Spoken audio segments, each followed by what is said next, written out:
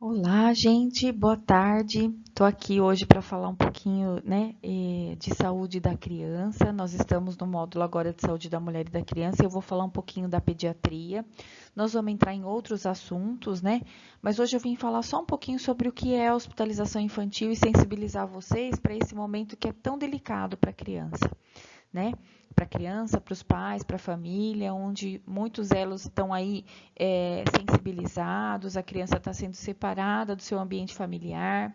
É importante a gente se atentar para a idade, porque em muitos locais, a partir dos 12 anos, a criança é encarada como um adulto e ela às vezes vai para setores destinados para adultos e ficam do lado de pessoas mais idosas. Então, assim, é muito difícil para o profissional, nesse local, adequar a assistência a esse adolescente, a esse pré-adolescente, num ambiente que, né, completamente descaracterizado. Então, assim, é importante que a gente se sensibilize para isso. Em muitos locais, é permitido que até os 16, 17 anos a criança e adolescente fiquem em setores destinados à pediatria. Mas em muitos locais, a partir dos 12 anos, a criança vai para a clínica médica. E a gente sabe que ainda, de certa forma, algumas necessidades vão deixar de ser sanadas nesses ambientes. Então, é importante a gente se atentar para isso, né? E aí o deslocamento da enfermagem, a forma como a abordagem da enfermagem vai fazer, vai ter que ser um pouco diferenciado. Ainda mais jogo de cintura vai requerer de nós, profissionais de enfermagem, para que a gente possa atender às necessidades desse adolescente, dessa família que vai estar tão sensibilizada, ok? Então vamos lá, vamos falar um pouquinho sobre isso, né? Então, o que é a hospitalização infantil, né? A hospitalização da criança? Geralmente ela costuma ser vivenciada por um grande sofrimento psíquico, porque é o distanciamento de alguns membros da família, é a mudança da rotina da criança, e ela lida com a sensação do mal-estar, com a sensação de perigo, com a sensação de dor, né? Ao qual ela não deve estar acostumada, né? A gente espera que na infância e na infância, na adolescência, a criança não precise vivenciar nada de sofrimento, de dor, né? Então, a internação, ela é encarada, de certa forma, como um sofrimento, tá? Então, vamos lá. A gente sabe que muitas teorias revelam que o ambiente hospitalar é um lugar de sofrimento físico e emocional, porque lá o corpo da criança vai ser manipulado de forma invasiva, de forma dolorosa, muitas vezes em que ela não entende o que está acontecendo, né? Por que ela está sendo submetida aos procedimentos de picada, de receber medicação, né? De estar sendo manipulada por vários profissionais. Para ela, aquele local passa a ser assustador e pode muitas vezes trazer traumas que ela leva para o resto da vida. Então, é um momento em que a gente tem que se atentar, né, a minimizar esses efeitos, tá? Então, assim, o cumprimento de regras, o fato dos horários, né? E que a gente sabe que no momento de fragilidade, isso acaba tendo um peso muito maior. Então, né, quanto maior a hospitalização, a gente sabe que maior será os danos causados, né? Mas na maior parte do tempo, essa criança vai estar o quê? Submetida à passividade, ela vai estar restrita ao leito, ela vai estar cercada de pessoas estranhas que trazem para ela sofrimento, né? A dor é representada pelas medicações, pelos cortes, a pele que arde, né? O fato dela estar num lugar, né, que não é o ambiente que ela domina, né? E que podem ser desagradáveis até para um adulto. Então, para a criança, aquilo passa a ser um ato de punição, ela pensa que ela não vai conseguir lidar com aquilo, né? E por isso que a gente fala que quanto mais os pais ou acompanhantes estão cientes, estão sendo respaldados, né? Mas a criança se sente amparada nesse momento também. Então, nesse momento, o cuidado de enfermagem não se dá só à criança, mas em amparar a mãe, amparar pai, ou aquelas pessoas que estão acompanhando a criança nesse momento. Então, os fatores, né, que tornam mais vulneráveis, então ela pode ter regressão, então às vezes crianças que não chupavam chupeta, acabam tendo esse comportamento como, né, uma regressão no fato de querer voltar, né, voltar atrás, onde ela não sentia dor, ela pode perder o controle dos esfíncteres, né, ela pode ter reações emocionais de raiva, né, então assim, é importante que nesse momento o profissional esteja aberto a entender tudo isso que está acontecendo na criança e orientação daqueles que estão acompanhando, que muitas vezes podem não entender, né? Então, quando uma criança é internada, a primeira percepção que ela tem é de ambientes, equipamentos estranhos, né? E isso, às vezes, dificulta o fato dela perceber que aquilo vai acabar. Então, a criança não entende que aquilo acaba, que aquilo pode terminar, né? E ela entende, às vezes, como um castigo a alguma coisa que ela fez, a relação com as agulhas. Às vezes, até a relação, os pais, às vezes, fazem isso, né? Muitas vezes. Ai, olha, se você não ficar bonzinho, ela vai te dar uma injeção. E tudo isso acaba atrapalhando a relação da enfermagem com a criança. Então, é importante que a criança, devagarzinho, vá se desmistificando que nós somos pessoas que punem, né?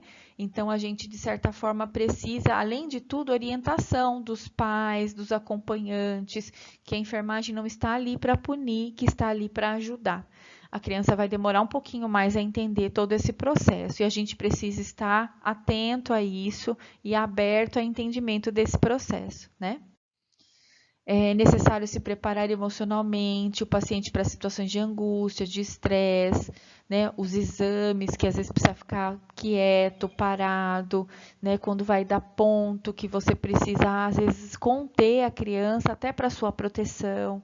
Então, assim, e é preciso lidar com que esses medos e fantasias passem a ser menos fantasiados, né? Então, a gente fala assim que você não é a pessoa que pune, né? Devagarzinho a gente vai fazendo com que ela entenda tudo isso e desmistificando para a família também, tá?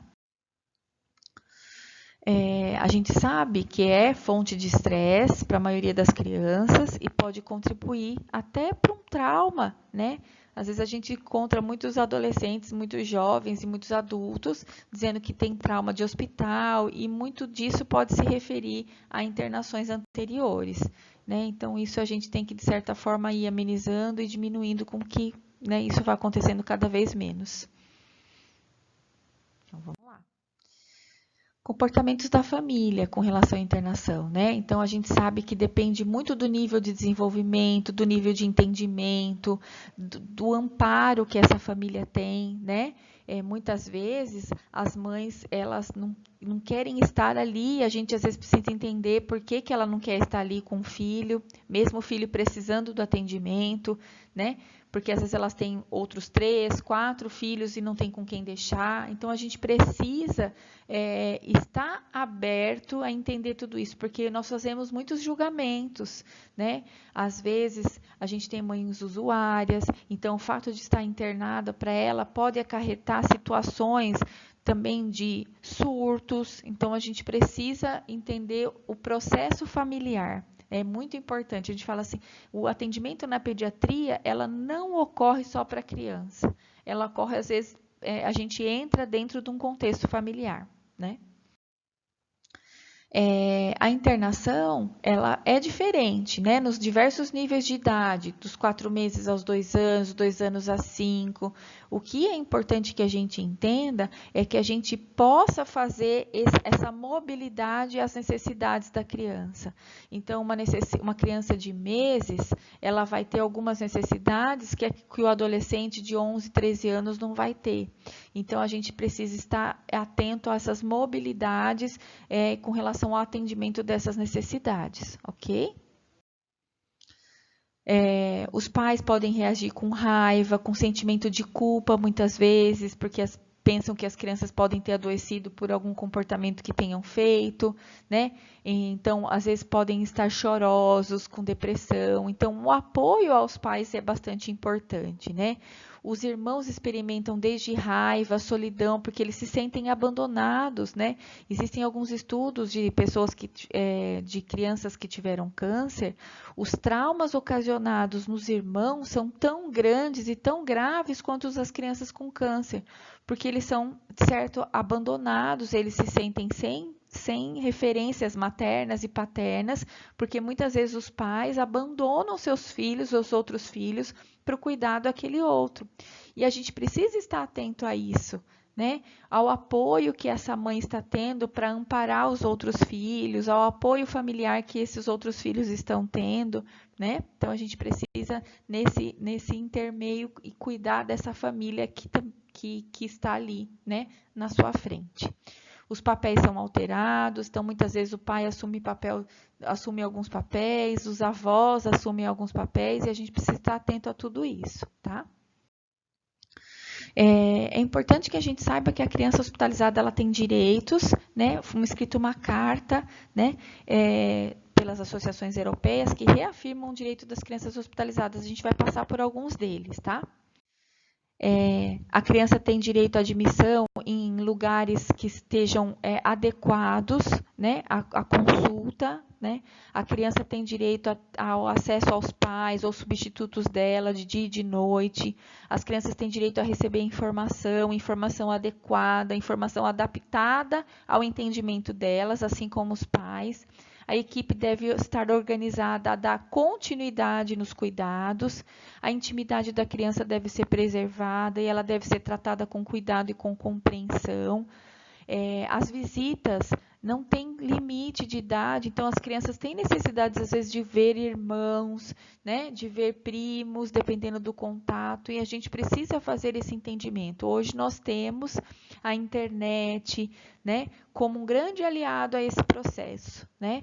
E a gente precisa usar desses artifícios para diminuir a distância, porque muitas vezes muitas crianças se deslocam de cidades, né, e ficam tempo internada.